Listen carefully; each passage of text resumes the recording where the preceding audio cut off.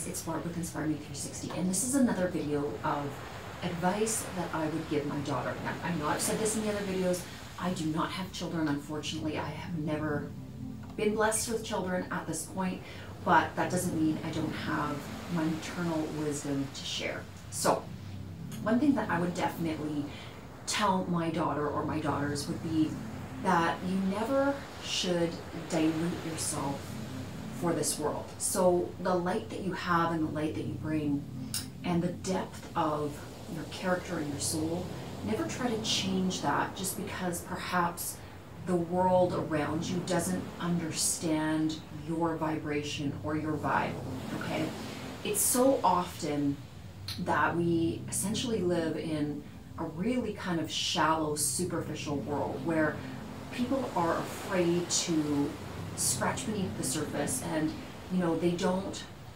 they're afraid of the depth of connection, and so that can lead to somebody that is kind of a deep thinker or has a capacity for a lot of depth to kind of tone themselves down or essentially dumb themselves down to fit into society. And we see this a lot nowadays where, again, everything is very surface level. It's, everybody sort of has that, brush it off your shoulder kind of attitude where it's, it's cool to be cool, but it's not cool to be intelligent and deep and, think about philosophy and the meaning of life, and all of those things are just, again, not something that people bring up all the time. And so I would definitely tell my daughter or my children, if I was to have them, that the most amazing thing that you can bring to this world is to be authentically you. And don't be afraid of what that means, because we all have this core soul frequency, and I've said this in videos before, where it is this perfect expression of divine love flowing through you. And it is usually going to be big and bold, and it will make an impact. But a lot of times when you have this energy, or when you're tapping into that energy, the ego kind of puts a halt to things. The ego is the expression of your fear magnified. So if I act this way, or if I do this thing that is so passionately inside of me, what are people going to think? What is society going to think? Is it going to be something that people will enjoy? And again, when you're being so raw and so real and giving your heart and your soul and putting it into something, that can be really scary, because potentially if somebody or the world turns you down and says, we don't like this, then it's what the ego feels is that the world is saying it doesn't like you. But what you have to remember is, and I tell students this in my business building classes all the time, is that be authentically you. There's always going to be a niche for you. What I mean by this is that you will find your tribe. Maybe you're not everybody's cup of tea, but there are individuals that exist on planet Earth that very much love the exact same things that you love. And by changing who you are to try to fit into a group or to follow the crowd, you're actually diluting and robbing the world of your beautiful energy. But it takes a lot of courage to be yourself, because sometimes, not sometimes, all the time, you're going to be a unique expression. You were made exceptionally unique, and so to follow your own path and to be yourself does require a lot of courage, because you're not going to show up like anybody else on the planet. There's only one you.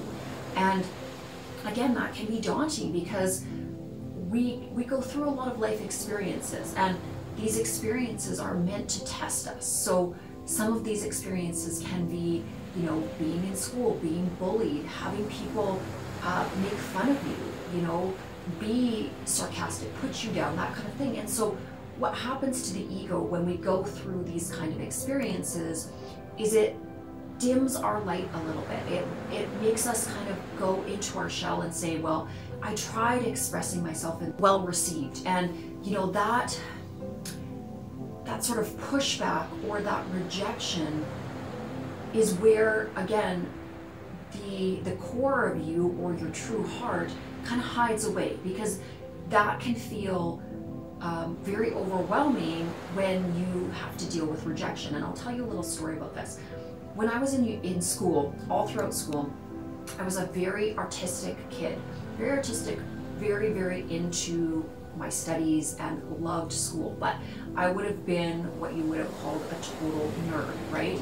So because I was really different, and because, again, I was so passionate about creating and doing art and just the stuff I was learning, I wasn't like the other kids most of the time. And so, again, I was really able to just love my studies and just love the things I was doing, and I didn't need everybody to accept me in the school environment. But again, over time, it did make parts of my personality become a little bit smaller, because again, I was a little bit quirky, I was a little bit more theatrical than, you know, some of the other children, right? And I was a little bit more flamboyant, or a lot flamboyant, right? So sometimes when you have that theatrical kind of personality and you like a lot of fabulousness,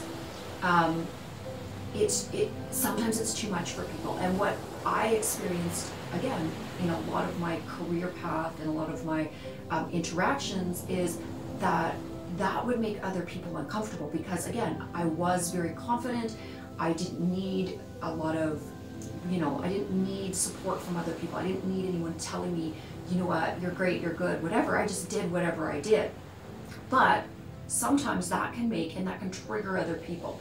So what I would tell my son or my daughter about, showing up and being authentically you, is that it may trigger others. There are going to be aspects, and I don't want to say that it's jealousy, but if, say you're a really amazing dancer, or you are an incredible artist or musician or something like that, or you're just able to maneuver between, a lot of different people, and you have that ability to talk to lots of people, and you're funny and you're humorous, and if you're charismatic, that can make others feel a little bit uncomfortable. And so, again, what I noticed in school specifically, and specifically with a lot of the girls at school, is that they would specifically not invite me out to parties, they would not include me in things, and they made it their mission to really segregate me from any of the activities. And it's not that it really mattered to me.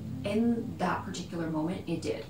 When I was younger, it did feel very isolating, but it gave me as well a resilience and a lot of character, because then, you have to move through it, you have to push through it. And that's why I think, having a different perspective. So now I can look back on it and I can understand that they were just growing too, and those individuals that, I went to school with, they weren't bad people, they were just young people trying to find their way as well, and I didn't make sense to them. I was staying up all night doing these huge sculpture pieces in churches and carving, these Michelangelo figure pieces and stuff, and I was, in junior high and high school, and that didn't make sense. And, I was making all of this crazy money, more money than my parents, and, so of course, rumors were started about how I was making that money that obviously didn't add up to what was really happening. But again, it was a lot of what I would call bully mentality and insecurity from a group of people that were growing and changing in their own, finding their own footing in life, right? So that's why, again, if you come up against people that are jealous, that are bullying, that are, not appreciating the energy you're bringing forward, and maybe trying to dim your light, you have to be stronger than that, and you have to really have an anchor within your own beingness, and realize that there are a few ways you can figure out if you're acting correctly and just being this lovely display of light, or if you're acting incorrectly. And so I'm going to explain this a little bit. So if what you're doing and being is never hurting another person, so you're not doing it to put somebody down, you're not, creating, essentially, whatever it is that you're creating, whatever it is you're emanating, if everything that you're always doing is to help support others, to lift others up, to be kind to others, then that is 100% a beautiful expression of what you are. Now, if you are doing any action or creating anything that is in any way malicious, or specifically internally it is to hurt another person or to, you know, show up another person or something like that, then that would not be a correct use of your gifts. So again, it's pretty self-explanatory, and I think the way of showing up and being the best version of yourself is not really easy to deconstruct, okay? And then the question becomes, okay, once you have the confidence to shine, how and what does that look like? And you know, you're not always going to have people walking beside you. You have to understand that.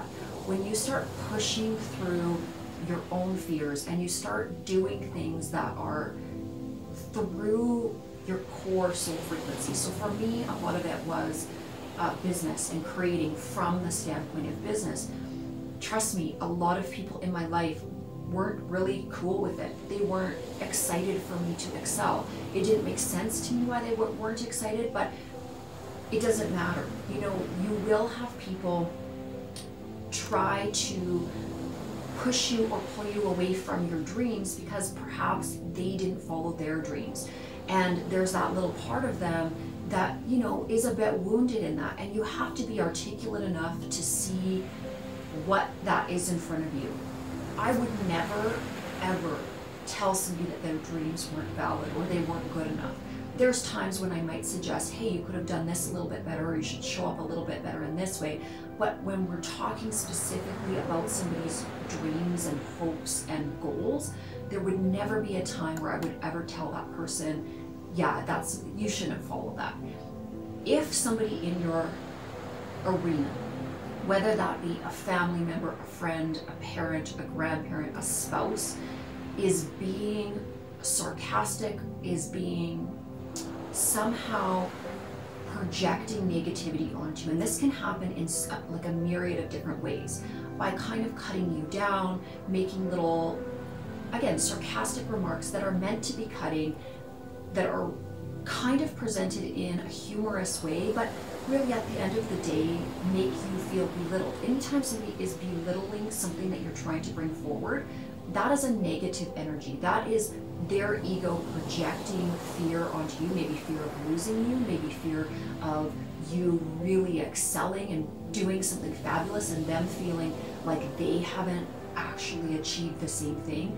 There's a lot of reasons why people will do the things they do, and usually it stems from a tremendous amount of insecurity within themselves. And I always say that hurt people hurt people. So when others have been hurt and experienced pain, that's when they will project that pain onto others. And unfulfilled dreams and unfulfilled potential can have a really negative effect on how any individual shows up in the world. So just remember, if you're getting a lot of negative vibes, just question it and always circle back to your own knowing, because you have this light inside of you. You have this beautiful, unique expression that you are and that no one else can bring to the world. And when you tap into that amazing potential, you'll actually feel a different energy. You feel energized, and you'll also know that you're on the right path, because the amount of energy you have to exceed your own expectations and pursue your goals is literally unlimited. When I get in a zone where I'm in my maximum creative capacity, it is insane how much I can do and be and create. And it doesn't come from a place of exhaustion, it comes from a place of passion. So if I have any advice, just continue to be yourself, shine your light, and don't doubt the beautiful gifts you have to share with others. Have a fabulous rest of your week and a great weekend, and I'll see you in the next video.